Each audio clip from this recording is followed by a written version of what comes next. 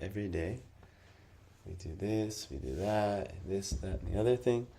But actually everything is meant to prepare us for death, actually. That's why when you take birth in this world, you're also preparing for the test of taking on death. So that's why the Bhagavatam is set, what are the two questions? What is the duty for all persons in all times and all places? And what is the duty especially of one who is about to die? And why? Because we're all actually destined for death. No one we know can avoid it. But there is a remedy. All spiritual traditions recommend, and that's to immerse one's consciousness in the love and service of the Lord. So that's going to be the kind of spoiler alert. But we're going to want to actually understand. If you really understand that you're going to die, you would live very much differently than we live every day. If we really actually understood, oh yes, I'm going to die. But the amazing thing is that we don't really think it's going to happen to us. We think, oh, everyone else dies, but no, I'm not going to die. You'll surely die. We will surely die. And if we actually had that understanding, we would live completely different. So the Bhagavatam is reminding us of that fact and letting us understand what are the implications of death and what really needs to be done, what really needs to be accomplished in life, because everything that one does, should be preparing us for the next life. And, that's why the Christians understood that their treasures weren't here gathered in this world, they're gathered in the next world, or in heaven. So similarly, anything attained or trying to achieve in this world, it's actually ultimately foolish, because it's just here like the Bhagavatam calls it like a will-o-wisp, or like a firefly. A firefly just gives like a little bit burst of light and then it's gone. So that's what achievements or acquisitions of this material world give. It's just like a little, here you go, and then boosh, it goes away. And so, it feels like a long time. Yes, I'm on top of the world, in my youth.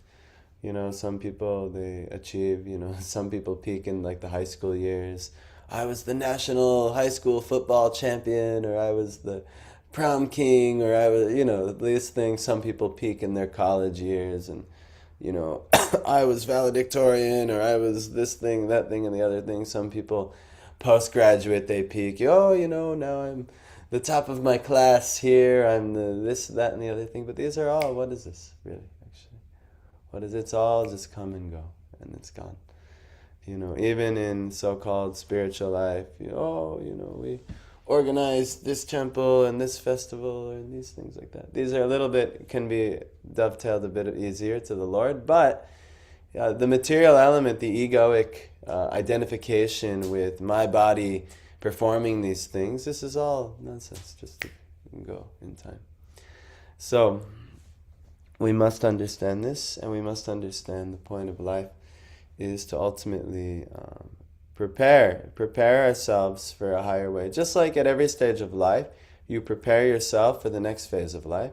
So similarly, this life should be a preparation for the next phase of life, after death. So we should understand that, and we should act accordingly. So we'll learn a little bit about that today. And but before we do, Narayanam namaskritya naram chaiva narottamam devim saraswatim vyasam tato jayam mudirayat. Before reciting the Srimad Bhagavatam, which is the very means of conquest, one should offer their respectful obeisances on the Supreme Personality of Godhead, Narayan, to Narayan Rishi, the supremest human being, unto Mother Saraswati, the goddess of learning, and unto Srila Vyasadeva, the author. But this is probably a good time to... Shrinvatam swakatha Krishna punya shravana kirtana Hridyantastoya Bhadrani Vidunoti Sahritsatam. Shri Krishna, who is the Paramatma, the super soul within the heart of each living entity, and the benefactor of the truthful devotee, he cleanses the heart of material desires of the devotee who has developed the urge to hear his messages, which are in themselves virtuous when properly heard and chanted. Nashta prayeshva bhadreshu nityam bhagavata sevaya bhagavati uttama shloke bhaktir bhavati naishtaki. By regular hearing of the Bhagavatam and by rendering service to the pure devotee, almost all that is troublesome to the heart is completely destroyed in love of the Supreme Personality of Godhead, who is praised with transcendental songs established as an irrevocable fact. Jai. Okay. So, and good morning. So, let's also do our Mangala chant. Om Jnanatimirandasya Jnananjana Shalakaya Chakshurun Militang Yena Tasmai Shri Gurave Namaha Shri Chaitanya Manobhishtang Stapitang Yena Bhutale Svayang Rupa Kadamayang Dadati Swapadantikang Vandehang Shri Guru Shri Yuta Pada Kamalang Shri Gurun Vaishnavangscha Shri Rupang Sagrajatang Sahagana Raghunathan Vitang Tang Sajivam Sadvaitang Savadutam Parijana Sahitam Krishna Chaitanya Devam Shri Radha Krishna Padan Sahagana Lalita Shri Vishakhan Vitangscha He Krishna Karuna Sindho Dina Bandho Jagatpate Gopisha Gopika Kanta Radha Kanta Namostute Tapta Kanchana Gorangi Radhe Vrindavaneshwari Vishabhanu Sute Devi Pranamami Hari Priye Jai Shri Krishna Chaitanya Prabhu Nityananda Shri Advaita Gadadhara Shri Vasadi Gaura Bhakta Vrinda Hare Krishna Krishna Krishna Hare Hare Hare Rama, Rama Rama, Hare Hare. Nama Om Vishnu Padaya Krishna Prishtaya Bhutale Srimate Bhakti Vedanta Swami Niti Namine Namaste Saraswati Deve Gauravani Prachadine Nirvisheshunyavadi Paschatya Desha Tadine. So first of all, I would like to offer my obeisances unto the Guru, to Sri Guru in my life, both Diksha and Shiksha, for without their mercy upon me, I'd have nothing to offer, and my life would have no scope for bhakti, actually, because the difference between bhakti and karma is doing what you'd like, whatever your whims are, whatever your mind can come up with, and bhakti is doing that which is ultimately favorable to Sri Krishna. And how does that done? Is that which is favorable to the service of Sri Guru, because he is the guiding post on how to serve Sri Krishna. So without Guru, we have no bhakti, actually. This is fact. So, I want to offer my obeisances unto Sri Guru. I want to offer my obeisances unto all the Gaudiya Guru Varga, our whole lineage of Guru Parampara, from which bhakti has come down from Sri Krishna through the lineage of Gurus to us here today. And then finally, I want to offer my obeisances unto all the Vaishnavas, the devotees of the Lord, who are just like desire trees. They fulfill the desires of everyone, and they're full of compassion for the fallen conditioned souls. All living entities, actually, will... their destiny is to become a Vaishnava. Their destiny is to become a devotee of the Lord. That's what they were created to be. They're part and parcel of the Lord, and they are of the quality of Anu, which means to follow. Means ultimately they're meant to, when they awaken their realization of who they actually are, they will naturally and happily serve God.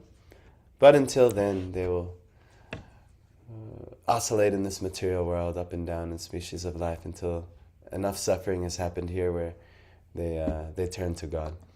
But for those of us who are here now and ready to turn to God, I offer my obeisances to you. Vanchakalpatarubhishya kripasindhubhyevacha patitanam pavanebhyo vaishnavebhyo namo namaha. So, let's read Bhagavatam.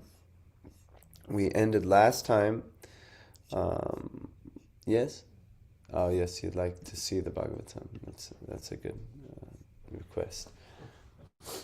So, we ended last time about hearing about King Katvanga. I actually heard about King Katvanga in the class I listened to at Tawako, because he was in the dynasty of Raghu. And so he's also in the dynasty of Ramachandra. And they were glorifying King Katvanga.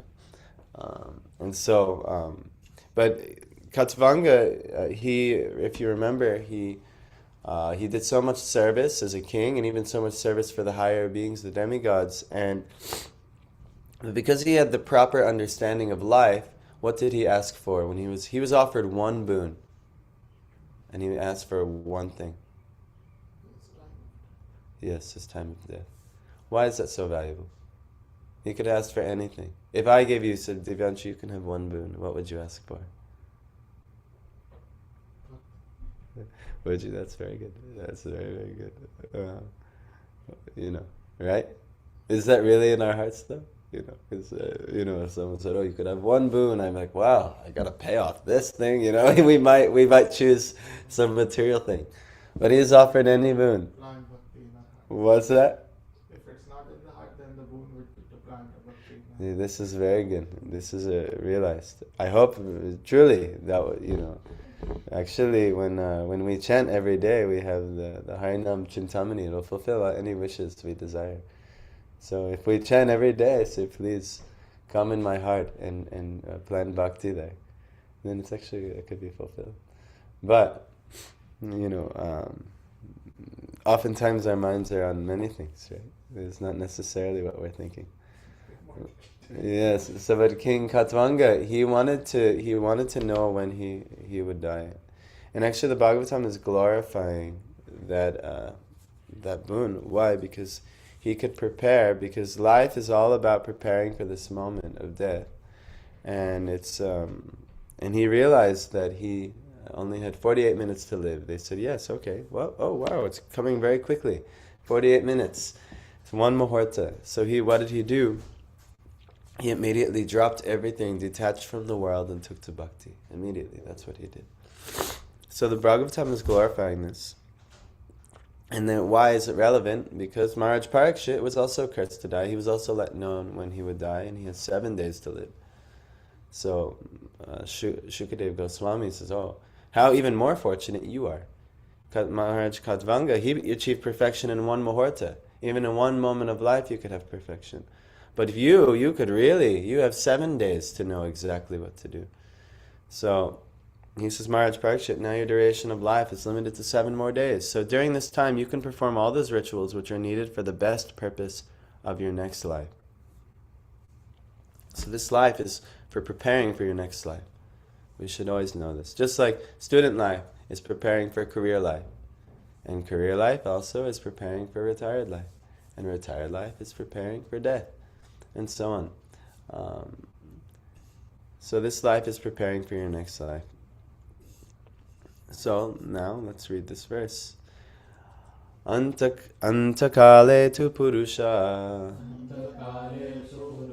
agate gata sarvasaha Chindyada Sangha Shastrena Sprihang Dehe Nuye Chatam Antakale, at the last stage of life. Tu, but, Purusha, a person, Agate, having arrived, Gata Sadvasa, without any fear of death. Chindyat, must cut off. Asanga, non-attachment. Shastrena, by the weapon of Spriham, all desires. Dehe, in the matter of material tabernacle. So Dehe is also a body. Jagadish, Hare Krishna. We're really happy to have you. We're just reading the Srimad Bhagavatam. We just started, so you came at the right time. Come on in. Maybe we can get Jagadish a chair or whatever is most comfortable for him. All right. Can you see Jagadish? Okay. If you want, we can get Divyanshu. We can get a chair closer so he can. Yeah. So he can see. So we're reading the Srimad Bhagavatam, which is the exalted scripture from which all the conclusions of bhakti can be ascertained. And Chaitanya Mahaprabhu, he has recommended we understand the Srimad Bhagavatam. So, Dehe, in the matter of the material tabernacle, and Dehe is also a body, so this is the material tabernacle, our body, mind, and senses, all coming inside of this flesh cage. This is our material tabernacle. Anu, pertaining. Yea, all that. Cha, also. Tam, them. Translation, at the last stage of one's life, one should be bold enough not to be afraid of death. But one must cut off all attachment to the material body and everything pertaining to it and all desires thereof. Well, that's pretty heavy today, huh? Purport. The foolishness of gross materialism. This is by Srila Prabhupada. His Divine Grace A.C. Bhaktivedanta Swami Srila Prabhupada Ki Jai. The foolishness of gross materialism is that people think of making a permanent settlement in this world. Although it is a settled fact that one has to give up everything here that has been created by valuable human energy. Great statesmen, scientists, philosophers, etc., who are foolish, without any information of the spirit soul, think that this life of a few years only is all in all, and that there is nothing more after death. This poor fund of knowledge, even in the so-called learned circles of the world, is killing the vitality of human energy, and the awful result is being keenly felt. And yet the foolish materialistic men do not care about what is going to happen in the next life. The preliminary instruction in the Bhagavad Gita is that one should know that the identity of the individual living entity is not lost even after the end of this present body, which is nothing but an outward dress only. As one changes an old garment, so the individual living being also changes his body, and this change of body is called death. Death is therefore a process of changing the body at the end of the duration of the present life. An intelligent person must be prepared for this and must try to have the best type of body in the next life. The best type of body is a spiritual body, which is obtained by those who go back to the kingdom of God or enter the realm of Brahman. In the second chapter of this canto, this matter will be broadly discussed, but as far as the change of the body is concerned, one must prepare now for the next life.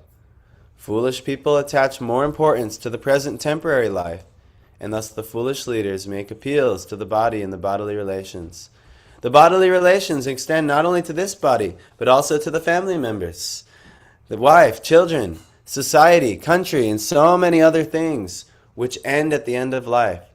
After death, one forgets everything about the present bodily relations. We have a little experience of this at night when we go to sleep. While sleeping, we forget everything about this body and bodily relations.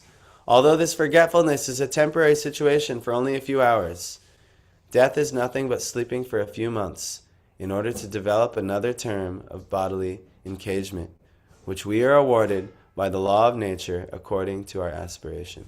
Let's pause here because Prabhupada has said so many things actually.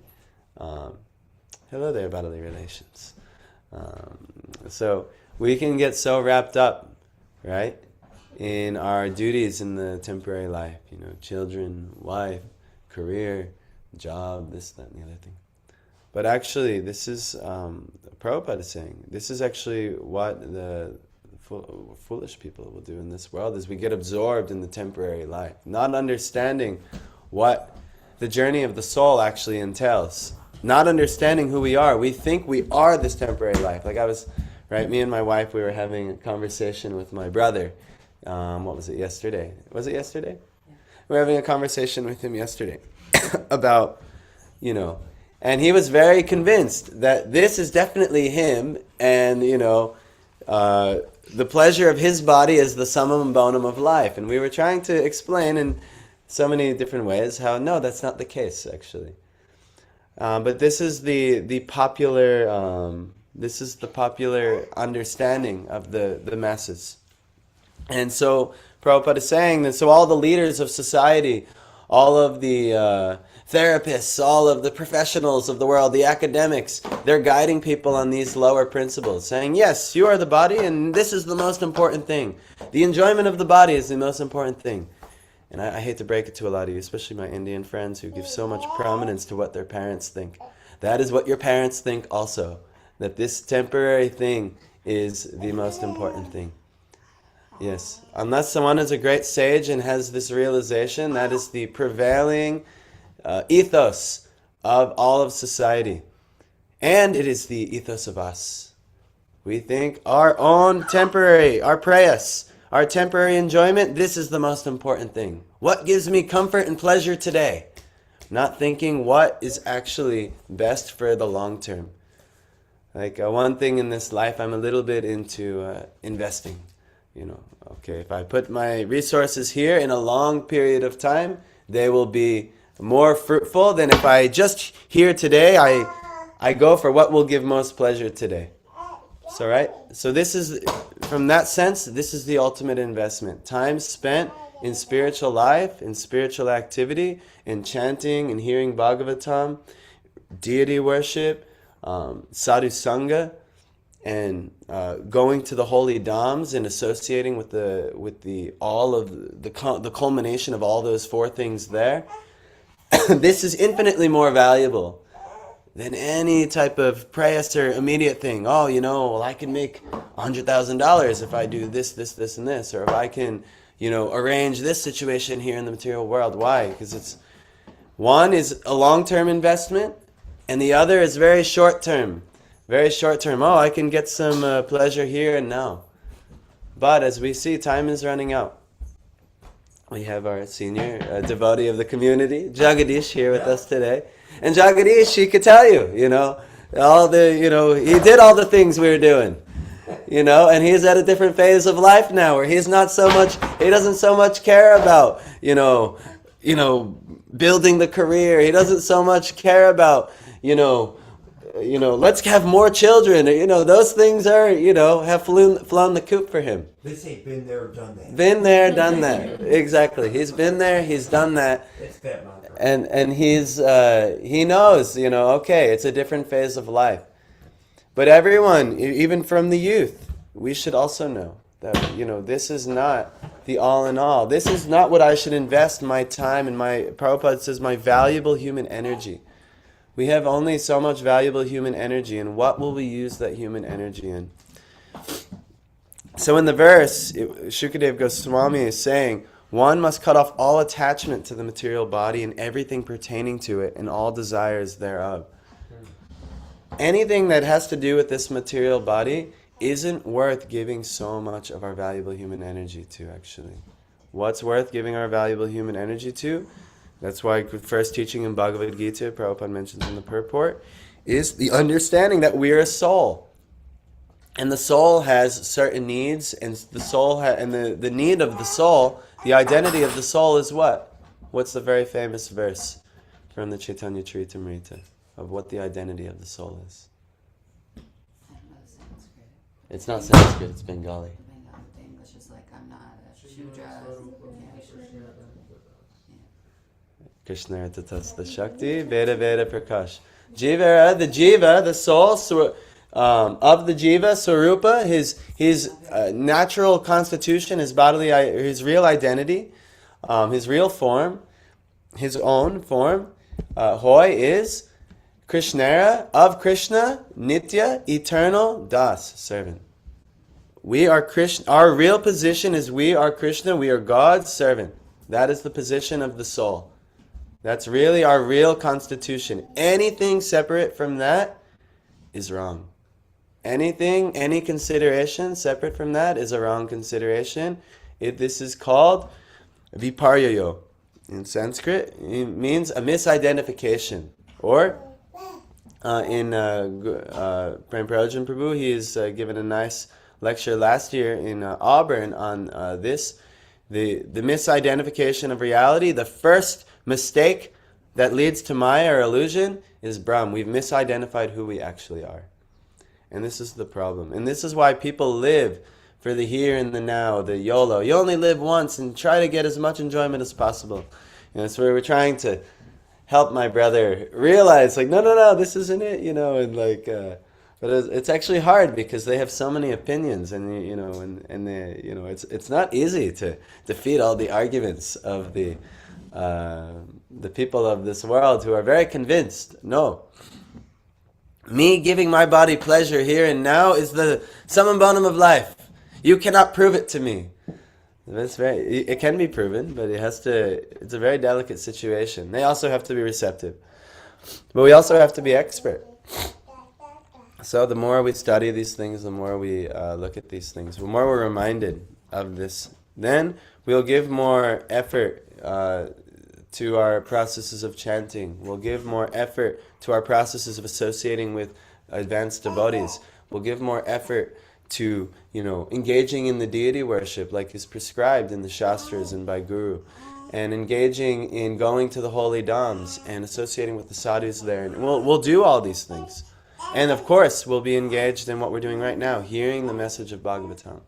If you don't know what I'm referencing, these are the 5 most important limbs of devotional service.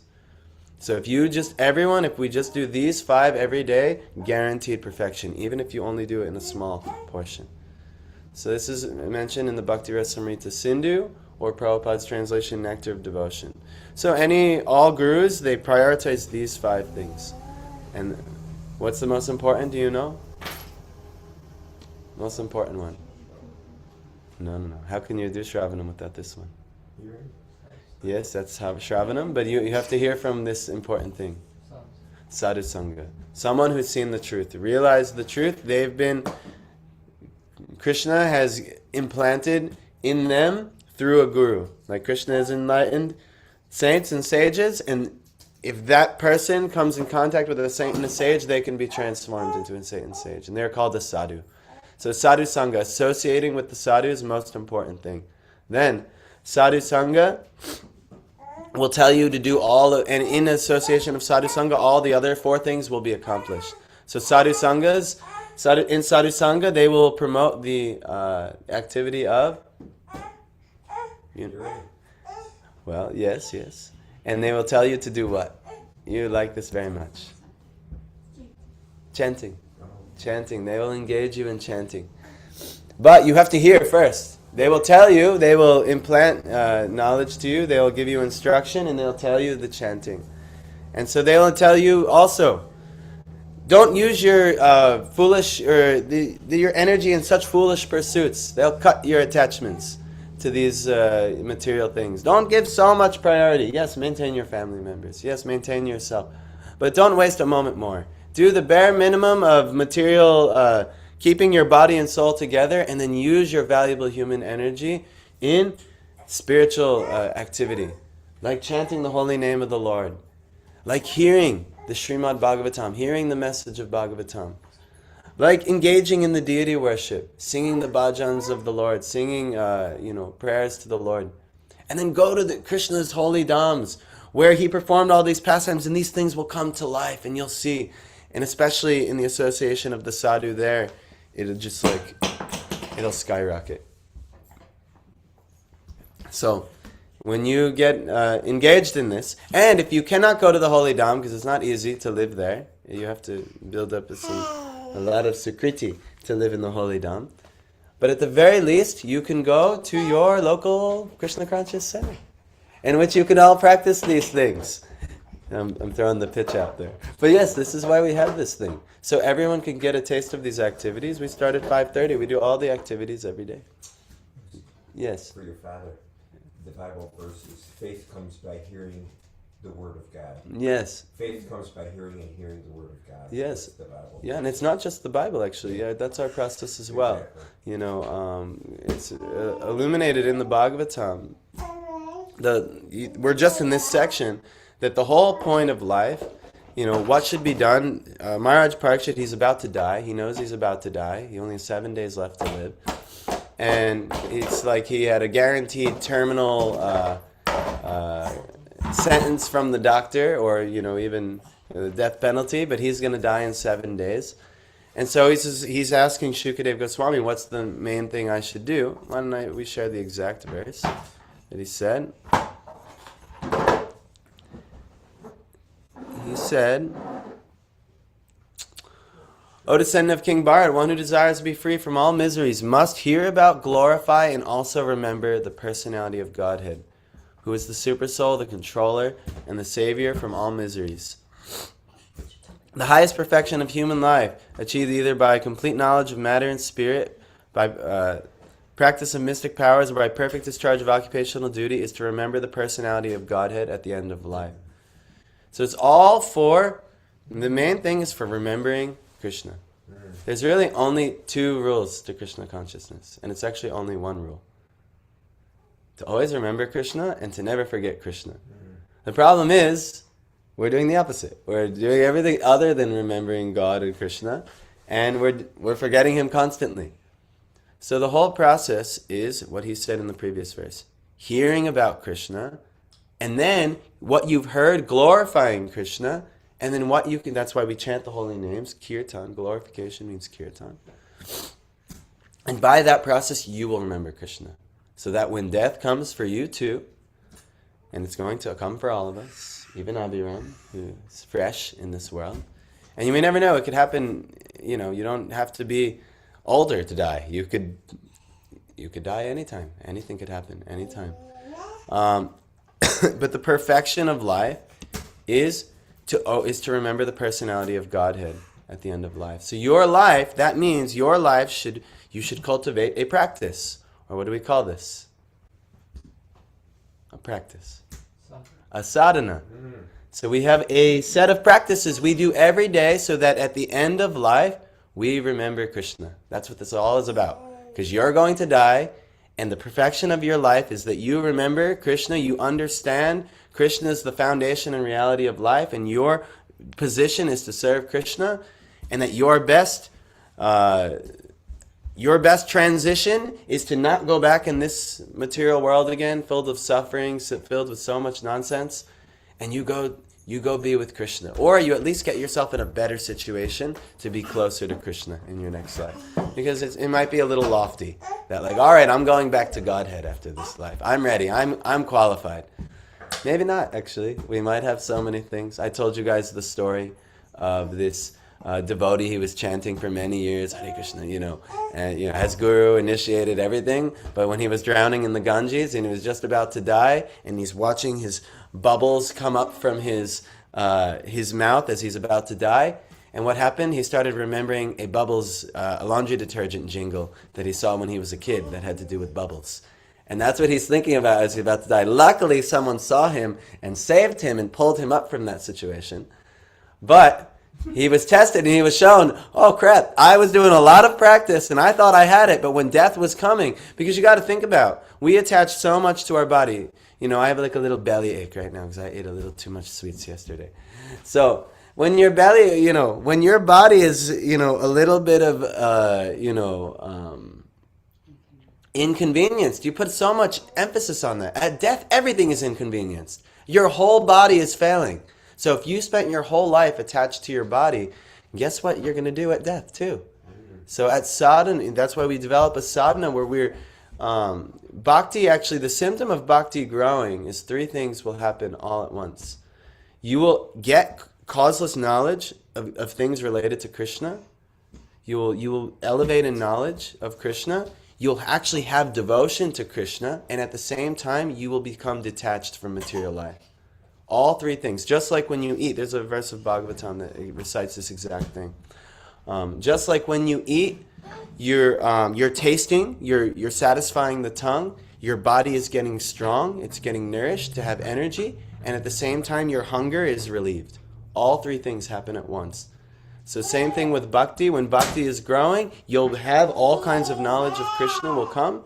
Your devotion will increase to Krishna, and you will be detached from worldly things. You won't care so much about eating, sleeping, sex life, and acquiring things and defending them in this world.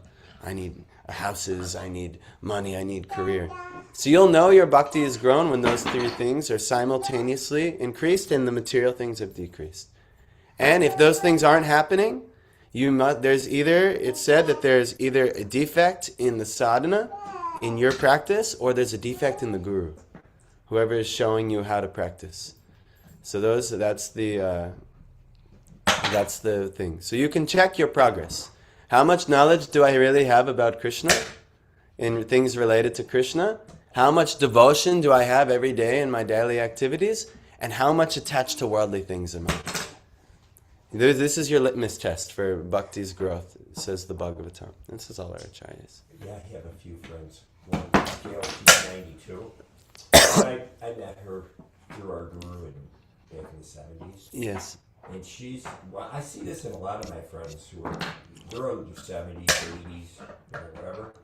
They've done sadhana their whole life. And as they get older, things change. And the strength of the sadhana they did, whatever way, is there. Yeah. It's there. It's with you because it's what you've done. Yes. And especially as things you experience the frailties, you naturally rest in that place. Yeah, and you That's detach. like the gift of grace. Yeah, absolutely. It's really the gift of old age, you know. Yeah, it's awesome because a lot of the stuff that a lot of this I've been thinking about this for 40, 50 years, but it's always new. It's always deeper. Yeah, and the realizations come, especially with old age. Exactly. It's more visceral to you. Your experience. Yeah. They deteriorate. You Yeah. look in the mirror and you go, I don't quite look like it. Yeah. Stiff red hair. Really nice thick hair. Right here. Yeah.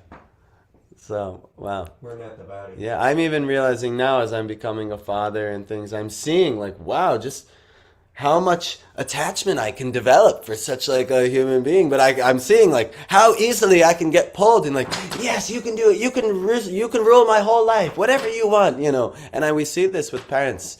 And it's like a symptom of Kali Yuga that the parents, they give over affection to the children. And especially the dog. In America, the dog, for sure, yeah. My God, the dog. You know, it's so crazy that the Americans, they run after the dog, and the dog passes stool, and they say, yes, let me grab this for you. And like, incredible. You know, we wouldn't even do that for our children at some point. Like pushing the stroller with Abhiram, and then I see this one like devotee couple, and they have like their baby, and then they have a backpack with a corgi dog in it. Yeah. Like, and I was like, wow. Yeah. I mean, I guess it's nice when Dragonauts is there, but it's just like. Yeah, no, it's wild. But yeah, so just to get back, and we'll get back to the readings with the point. We have to understand this is not the all in all, and neither is this thing really important at all. These material things having relation to the material body. The Bhagavatam recommends that if he didn't already say it, he will say it very soon, that one should only do enough just to keep body and soul together, and the rest should be engaged in these spiritual processes of hearing, of chanting, and remembering. Just do enough. My body and my soul, they're going to make it. I got a place to sleep at night. I have everything I need for my basic survival. Let me engage everything else in bhakti. Hearing, chanting, and remembering the Lord. That's it. It's a simple process actually. But, you know, we have so many other considerations, but these have to do with the material body, and they should be. And what has happened is somehow or other we've gotten association that's convinced us of these things having importance, and we haven't heard enough from the sadhus they'll tell us the real importance of life. So, this is the real importance. So let's carry on with hearing about these things. How the foolish people, they attach more importance to the present temporary life, and thus the foolish leaders make appeals to the body and the bodily relations. And they tell the population, yes, you know, this economy, you're gonna win in the economy. And then these are the you know, and people, it doesn't matter, you know, or they tell them, yes, or you're gonna get this welfare, that welfare, this welfare, and the people think, yes, my bodily comforts will be increased, and then they celebrate, and they're not realizing that this is not the point of life. This is what the Vedas say. This is what foolish people care about in life. So naturally, the devotee, we don't care so much about politics because we know it's all about bodily relations, actually. You know. Whether it's Modi, who's on the better side of, you know, a more spiritually realized politician, or it's Donald Trump, who at least from the looks of it seems a bit less spiritually realized. You know, he might be an Avadut or something. You know, or I doubt it. Yeah, you don't know what's. Yeah, you don't know. You really don't. So it's not wise to make so many assumptions. But from the looks of it, he puts on a good show that he's not that spiritually intelligent. So, but anyhow, we'll see. maybe we won't see. Maybe it's not our job to see. But anyway, the bodily relations, we're right here if you want to read along. The bodily relations extend not only to this body, but also to the family members, wife, children, society, country, and so many other things which end at the end of life. After death, one forgets everything about the present bodily relations. We have a little. We read this already. But one point he made that's really. He said, "Death is nothing but sleeping for a few months, in order to develop another term of bodily engagement, which we are awarded by the law of nature according to our aspiration." Because that's really what happens. You just lose consciousness for a few months' time. If you're destined to be recycled back into this material world. At death, if you're in a much better situation, if you've achieved perfection, you get instantly taken to the spiritual realm, and you have a spiritual body, and you have a spiritual perfected situation. It's like a spiritual welcoming party too. Yes, I don't know the exact They situation. talk in Bhagavatam. They come with the airplane. And Yeah, it depends how your spiritual perfection. It's also the real spiritual perfection we're going for. We actually want to take birth and veg and things. Anyway, so it depends. But in the Vaikuntha, how you go in Vaikuntha, they have a welcoming party. yeah, they have a welcoming party there. But anyway, it depends what's going on, what your goal is, what your sadhana is, what the sadhya of your sadhana is, meaning what the goal of your means of attaining the goal is.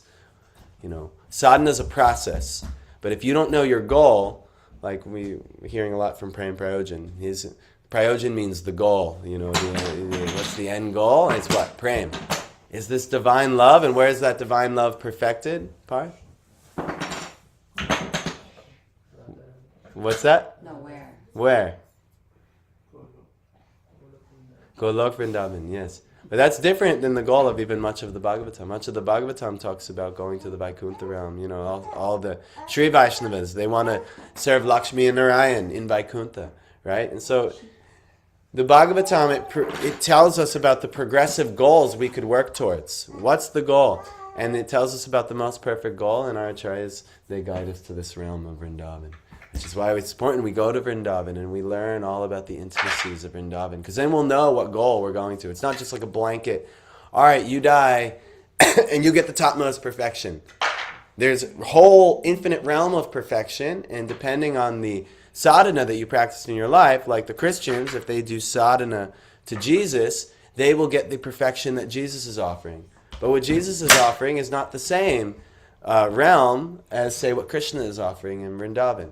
It's both spiritual perfection, but there's tiers of the intimacy of the spiritual perfection. So anyway, there's a lot to grasp about the goal of the spiritual life. So the Bhagavatam takes us through that progressively, and it illuminates the spiritual realm from Vaikuntha, where like even Jesus is taking us to such a realm, and to the higher realms of the more intimate settings of God. We can meet a celebrity, I don't know, important person. Let's just go with Donald Trump. We were talking about him before. We can meet Donald Trump, and some people, they can meet him at the UFC thing that he just hosted at the thing, but they won't have a really intimate, relationship with him there, maybe a handshake or this, that, and the other thing, but they'll always be with him. He's there, Or some people, like his intimate family members, they'll have a very intimate relationship with him. So similarly with God, in the Vaikunthas and with Lakshmi and Narayan, God is always there with his queen Lakshmi, and he's always, blessing and in the opulent form there. But everyone's like only at the mood of, yes, Master, oh hail, all hail, Lakshmi Narayan, all hail, Narayan, all hail the Lord, like this. But there's a more intimate setting of God where only the people, the VIP section, just like the president, only a certain VIP can have a few beers with him and play poker with him in an intimate setting. What's that? Mar-a-Lago. Yeah, get in the Mar-a-Lago or whatever. Yeah, only a few select people. So similarly with God, only a few select people have done the sadhana or have that desire that the Lord is like, okay, this is what you want, I'll grant you this realm. So the Bhagavatam teaches us about all these different, you could say, semantics of what the goal, what's the finest goal, If we refine our goal, then we refine our sadhana. If we just think it's a blanket goal, I just want to go into the spiritual world, yeah, there's something, but You might want to know exactly where you want to go in the spiritual world. Like, just like, I just want to go to Aruba. And, I'm praying and go to Aruba, and if someone just took you and threw you in the forest in Aruba somewhere, you'd be like, all right, well, what do I do here? You might have a finer goal. You know what, maybe I should go to this resort center in Aruba with this beach and this type of hotel room. And then you can refine your goal, and then maybe instead of just going into the forest of Aruba, you can have a better plan. Instead of swimming to Aruba and getting there and be like, oh, now what? You can have a more finer game plan. So similarly with spiritual life, I just want to go to the spiritual world. It'll be great, but there's a finer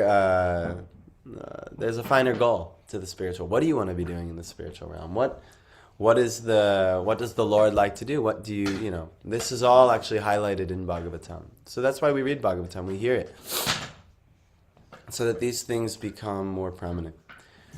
So he talked about the bodily relations. Death is only sleeping for a few months before the next. That's all. Yes.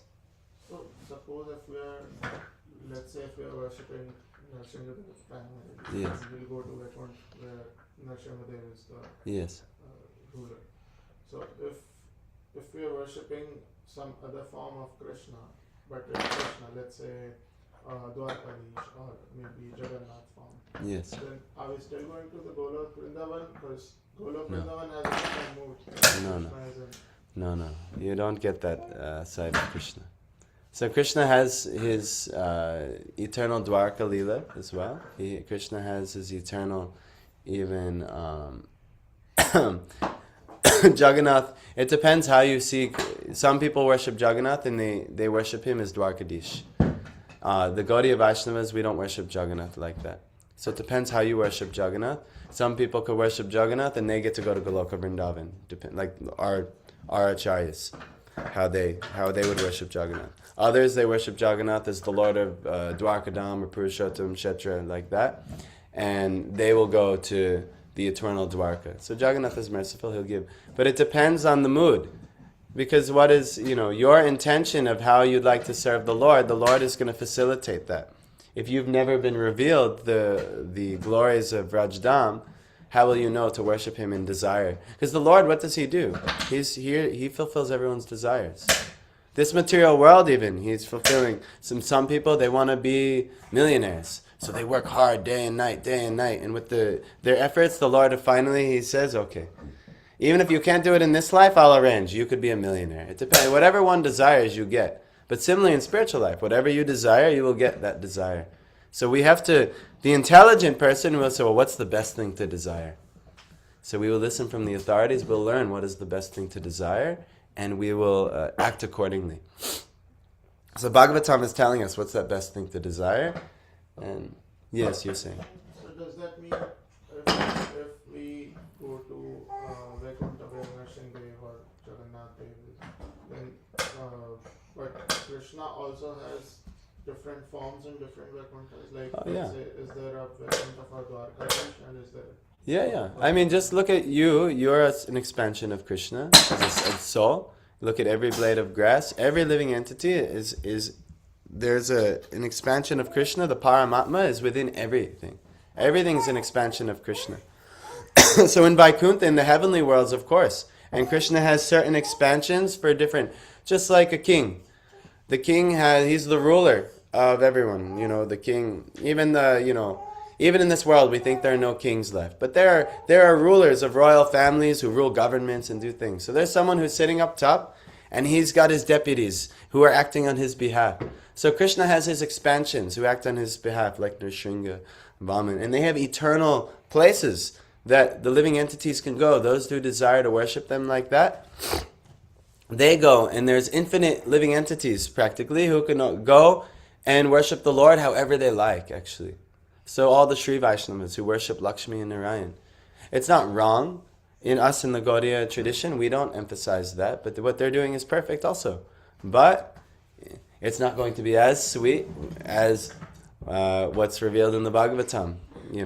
That's why Raghunath Das Goswami, he says,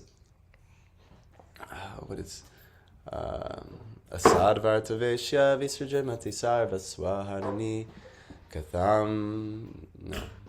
Yeah, no. Sarvaswaharani. Oh, I'm forgetting. But at the third line he says, Api tyaktva lakshmi patiratimi tovyoma nayanim. And he says, Api, even tyaktva, even reject Lakshmi Pati, Narayan, who's the husband of Lakshmi, Ratim, affection for Lakshmi and Narayan, Ito Vyoma Nayanim, which leads to Vaikuntha. Why? Because he says, Vrajay Radha Krishna Swarati Manido Tvang Bhajamanaha. In Vraj, Radha and Krishna, their love, their giving, Manido, it's the jewel of their love they're giving. So worship them. This is like a prayer of Raghunath Das Goswami. And it's not that he's rude, he's not an offender to Lakshmi and Narayan. It's because it's what's offering, it's even the gopis did it too. In the there's a pastime where when they were looking for Krishna in the Ras Leela, Krishna was hiding in the form of Narayan, and then they saw Narayan, and they were like completely unfazed, and they were just like, just tell us where Krishna is. Oh, good, perfect, Narayan's here. Please tell us where Krishna is. That's all they cared about. This is the higher moods. This is a little, first canto, all these semantics won't be understood. But for those who have heard higher things, you could talk about these things a little bit. So, but yeah, this is, it depends, But even in, and Krishna loves it. Because, imagine, I have a relationship with you guys. And you guys... or I have a relationship with my wife and my son. And my son calls me daddy, right? So if my son started, the government might call me Mr. Madeo. I'm Mr. Madeo. If my son started calling me Mr. Madeo, I'd be, stop it, son. Daddy, I'm daddy. I want to be. I like it so much more. So imagine similarly with Krishna, there's more formal relationships with Krishna, and he has different personas and forms for them. But then he has his intimate, most intimate, most sweet, like daddy and, your little son, what do you call your son? I don't know. I call him so many different nicknames, but so like that, Krishna has very intimate relations, and that's all highlighted in Braj. So, anyway, there's a little detour, but is that helpful to your question? So good. I want to finish this, but go ahead. Do you want to say it before we have? I wanted to ask about the relationship with Jagannath, like for Gaudiya Vaishnavas. It's because they're seeing Jagannath. This is like the form of Christian separation from Radha, right? Because they're hearing about the Vraja Gopis, and that's why it's Goloka Vrindavan? Yes, so for the Gaudiya Vaishnavas, we see Jagannath in the Dwarka Leela, in which we know, like it's described in the Bhagavatam, that he's longing for the associates of Braj. And we even hear all the pastimes of why Jagannath even looks like that, is because this is the form of Jagannath that's in ecstasy, hearing about the glories of Braj. I don't remember the pastime exactly, but he was hearing about the stories where Yashoda Mata, he was telling about how the Leela was there, and then it was this form was because of the film that he started. Yeah, exactly. So there's a pastime where I don't know that one. Radharani has Madnakya Mahabhava. As far as I know, Krishna can't even experience Madnakya Mahabhava. Anyway, these are really high things we're talking about. But we should. But yeah, the Gaudiya Vaishnavas, they see Jagannath longing for his pastimes again in Braj, but whereas many others might see him as the Lord of Dwarka, Dwarkadish, and they don't maybe understand why he looks like that. They may have, another focal point of meditation. So anyway, these are like a little, yes. Most of the pastimes we watch, Jagannath is shown as in a child figure. Accurate or because we see so many pastimes. No. You have to be very careful when you watch things. No, it's Yeah. not even that. It's not referenced in that one. It's just for the formation. ऐसे तो like in different that is not to reference to that. Yeah. So anyway, Jagannath is actually the representation of adult Krishna here in Dwarka, hearing about the pastimes of Braj and experiencing what are called certain ashtasattvic bhavs, ecstasies, about hearing about his pastimes in Braj. Yeah, because he left Brajwat when he was 14 But- and then was with her for like 15 years, and that was in Dwarka. No, and then he was in Dwarka for many hundreds of years. But even that one's after, Maybe like- then many, like 100 years later, then they had the pastime in the Bhagavatam of Kurukshetra, and, So anyhow, these things are maybe not so important right now. We have to get the foundations. And then we could talk about these things. Even I myself, I would like to get the foundations, and then these things I can meditate on when I'm more mature. So, let's finish. After death, one forgets everything about the present bodily relations. We have a little experience this at night when we go to sleep. Sorry, we read this already. Therefore, one has only to change the aspiration during the course of this present body. And for this, there is need of training in the current duration of human life. This training can be begun at any stage of life, or even for a few seconds before death. Don't wait until death and try to get the last. That's like trying to catch a falling knife. That's really risky, really dangerous. Not smart. But we heard with Maharaj Katvanga that he had only a few moments left to live and he achieved perfection. But the usual procedure is for one to get the training from very early life, from the stage of brahmacharya, and gradually progress to the grahastha, vanaprastha, and sannyas orders of life. Brahmacharya is like student life, to be like a celibate student engaged in learning. Grahastha is to be a householder. Vanaprastha it means like to leave for the forest, for the vana, but it's like retired life, detaching from the home, the household, and the residence therefore in the household. And sannyas order of line is completely rejecting all of one's material relationships. And that's like even the Srila Prabhupada taking the orange, robes and becoming a monk. And never, for a man, it means never associating with his wife again, actually. And it also means never. You can associate with the children in only for formal spiritual matters, but not as like father and son and things. It's a very high thing, very strict thing. What's that? Is it more like a guru shishya? It could be like that, yeah. Don't let him touch that, dude. Okay. So anyway, the institution which gives such a training is called Varnashram Dharma, or the system of Sanatan Dharma, the best procedure for making the human life perfect. So this is what Dharma is about in all the Vedic scriptures. It's about teaching you how to gradually progress to giving up this material body. So this is what religion is like ultimately about, to give you steps to gradual progression so you can reach perfection for your next life. So, but most people, like they create the caste system and they take so much emphasis on their current caste and their current order, and we're Brahmins and we're Divyansh laughing because he's like, oh, that's my family. And then right, everyone, they take so much prominence in these temporary things, but it's all just supposed to gradually help you progress to the highest perfection. That's what it's all about, actually. So anyway,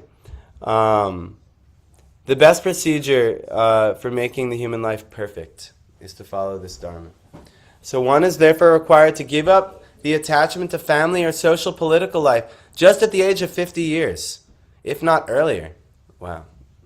And the training in the Vanaprastha in the Sannyas ashram is given for preparation for the next life. Foolish materialists, in the garb of leaders of the people in general, stick to family affairs without attempting to cut off relations with them, and thus they become victims of nature's law and get gross bodies again, according to their work. Why? Because they remain so entangled in family and worldly affairs that at death they just can't give up the attachment.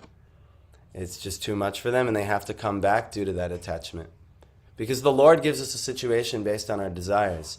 And if we desire anything worldly, oh, I wish I could have spent more time with my family, or I wish I could have experienced this in this material world, the Lord's like, all right, here's another body just for you. So you can go and try to go to it.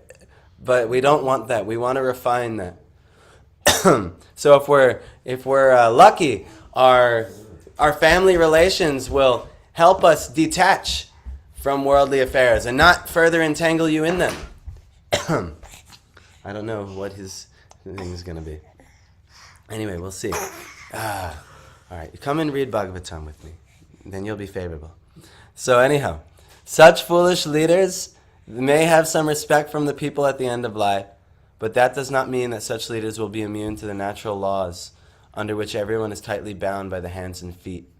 The best thing is, therefore, that everyone voluntarily, at your own volition, give up family relations by transferring attachment from family, society, country, and everything thereof to the devotional service of the Lord. It is stated herein that one should give up all desires of family attachment. One must have a chance for better desires. Otherwise, there is no chance of giving up such morbid desires. Desire is the concomitant factor of the living entity. Meaning, if you're a living entity, you have desires. Your process, we're not trying to give up our desires. We are trying to have better desires. The living entity is eternal, and therefore his desires, which are natural for a living being, are also eternal. One cannot therefore stop desiring, but the subject matter for desires can be changed. So one must develop the desires for returning back home, back to Godhead, and automatically the desires for material gain, material honor, and material popularity will diminish in proportion to the development of devotional service. Remember what we were talking about before? It's like eating. As your cultivation of knowledge, your devotion will increase, your detachment to material things will decrease. Just like when you eat, you'll satisfy your taste, your body will become strong, and your pangs of hunger will be diminished. You'll be, I'm full. I'm good. I don't want anything else. Water the root. Yeah, if you water the root, everything will be nourished if you water the root. So this is so everything will be there you need. So a living being is meant for service activities, and his desires are centered around such a service attitude. Beginning from the top executive head of the state down to the insignificant pauper in the street, all are rendering some sort of service to others. The perfection of such a service attitude is only attained simply by transferring the desire of service from matter to spirit, or from Satan to God. Prabhupada gave the Christian realization. Meaning, if we are absorbed in worldliness, this is Satan. This is actually the lower vibrational energy, or the lower personality. In the Vedas, we actually know that Lord Shiva and Devi, they work together to, or this Hari Hara is that personality here. They act as that role. They're actually divine being, like Satan is said to be a fallen angel. But in the Christian theological understanding, this all evil enemy being is the temptations, the being tempting you, or we call this Maya, this lower Maya, Mahamaya, tempting you towards worldly enjoyment, to have the mistaken understanding that I'm an enjoyer. Life is for my enjoyment. If that is the mentality, which is why we're here, then we are under the grips of Satan. But when Shraddha, when faith actually comes, do you know what the symptom will be when actually some faith in the Lord has actually come? Do you know what our Acharya says? The one symptom will come? Do you know, Parth? When faith comes, what is the one symptom that will be there? When Shraddha, faith, has come, there will be Icha to do Seva. The Seva Icha. You will have the desire to serve. When actual faith in the Lord has come, you will desire, I want to serve the Lord. I want to be engaged in His service. I want to be an instrument of His service. You will stop instead of thinking, how can I enjoy, which means how can I be the Lord, because the Lord's the ultimate enjoyer, you will think, how can I serve the Lord? How can I be engaged in service? That's what it means when faith is actually arisen. And when that happens, then you do all the first, do you know the first 3 limbs of devotional service? Parth, you know in the Nectar of Devotion? Yes, you take shelter at the lotus feet of a guru who can teach you how to serve, because you want to be engaged in service, and you take shelter. You'll find one who knows how to serve, who's familiar with these intimate sevas. Then you take diksha, and then diksha, it's same like thing, but diksha is this thing. You take initiation from him, you become his formal disciple, and then you do what? Yes, you take shiksha from him and you render service based on that instruction. So until this happens, then we're still so low. We're on the shraddha. We're still just a little bit of faith has been built, but we have to do this. But this can evolve over time, Like, for instance, I did this process when I was younger.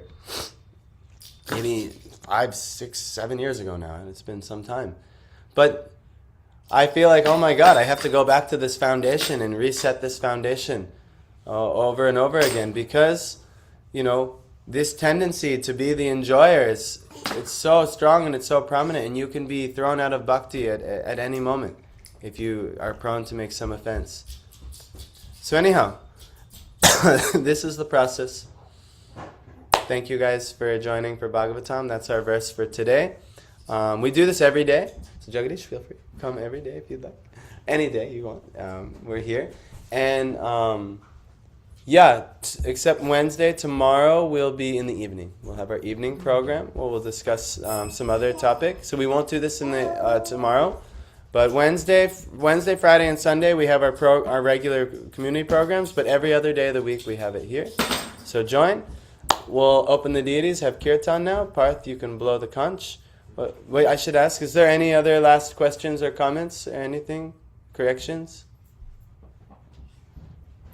You go through this step by step. Yeah, systematically we're going through the Bhagavatam. We just started the Bhagavatam. This is only the second canto. The whole first canto is kind of setting the scene.